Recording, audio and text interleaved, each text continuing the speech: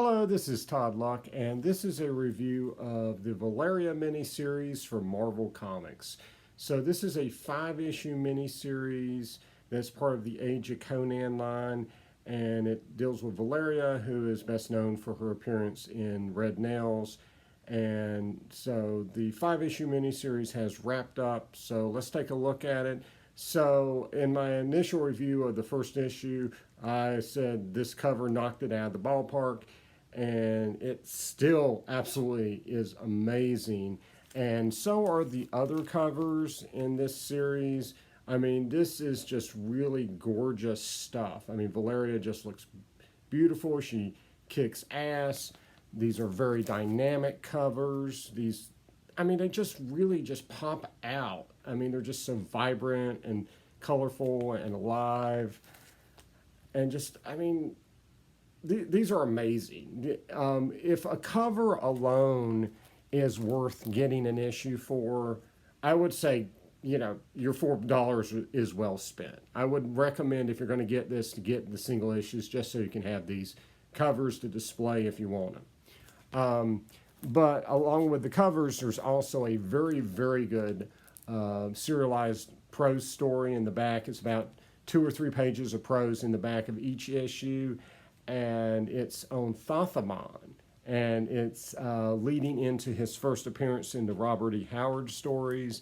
And as a big fan of the character, I gotta say, it was really, really good. So you got great covers, you got a really great backup story in the back, both worth getting. And by the way, if you're not familiar with Thothamon and the world of Conan, after you get to the end of that story, you should read a Robert E. Howard story called The Phoenix on the Sword, and that's what the Fall of Thothamon in the back of this miniseries leads into. And you'll be glad you did. The Phoenix on the Sword is available online and in various Howard collections, and there's also a Marvel Comics adaptation in one of the Conan annuals. As I said in my review of issue 1, the artwork starts out gorgeous. There's a great amount of detail, very good character designs and facial expressions, and great storytelling. This is just really, really good art in the first issue.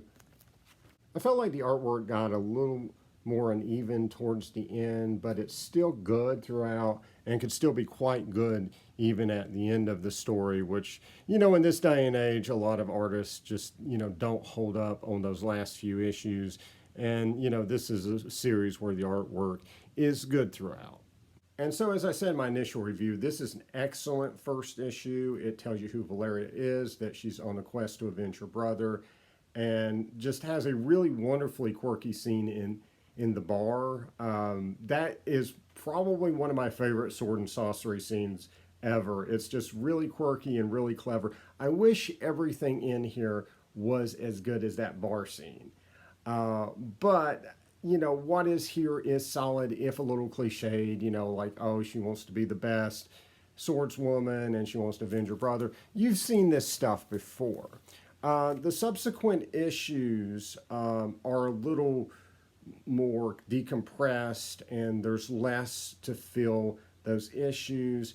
Honestly, by the time I got to issue 4, I really felt like this was a story that could have easily been told in a double-sized issue. This, back in the day, this would have been like a 48-page issue, and that would have been fine to tell this story. It really didn't need 5 issues. And that was very similar to my reaction to this first Savage Sword plotline and a lot of other modern comics, is that, they just don't know how to use the space very well, and it just feels, very decompressed, and, like there's just a lot of big panels with nothing substantive to fill them with. But what was being told is still really good, even if it could have been told in a much tighter way that would have been more satisfying if it had been, 40 pages as opposed to 100. However, once I got to issue 5, it was a little different. Issue 5 actually has a lot of substance to it. Also a lot of big panels, that waste space, but also a lot of substance as they explain what did happen to her brother. Now, the thing that kind of threw me was when I got to that final page, and this is a minor spoiler, but I think it's minor because the premise of the series is for her to avenge her brother. So she does kill someone for it, but we don't get to see that.